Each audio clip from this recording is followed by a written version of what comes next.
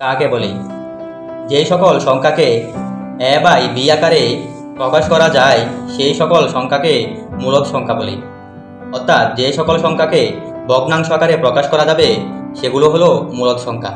যেমন ৭কে আমরা ৭/১ লিখতে পারি, ৩/২। এখানে তো ভগ্নাংশ আকারে প্রকাশ করাই আছে। √৯কে যদি আমরা লিখি রুট করি তাহলে হবে ৩। ৩কে ৩/১ আকারে লেখা যায়, তাহলে এগুলো হবে মূলদ সংখ্যা। এরপর যে সকল দশমিক সংখ্যার পরে পৌনঃপুনিক হয়, অর্থাৎ ৫.১৪১৪১৪ এভাবে পৌনঃপুনিক হয়, সে সকল সংখ্যা পৌনঃপুনিক আকারে মূলদ সংখ্যা হবে। অমূলদ সংখ্যা কাকে বলে? যে সকল সংখ্যাকে এ বাই বি আকারে প্রকাশ করা যায় না সেই সকল সংখ্যাকে অমূলদ সংখ্যা বলে।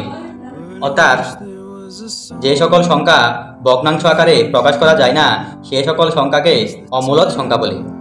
যেমন √২। অর্থাৎ আমরা যদি ২কে রুট করি তাহলে বের হবে দশমিক ভগ্নাংশ, যেটাকে আমরা ভগ্নাংশ আকারে প্রকাশ করতে পারবো না, তাহলে √২ একটা অমূলদ সংখ্যা। এরপর দেওয়া আছে 2.727532, এভাবে অসীম অগণিত রয়েছে, তাহলে এটাকে তো আমরা ভগ্নাংশ আকারে প্রকাশ করতে পারবো না, অর্থাৎ এটা হবে একটা অমূলদ সংখ্যা। এরপর দেওয়া আছে 3√2।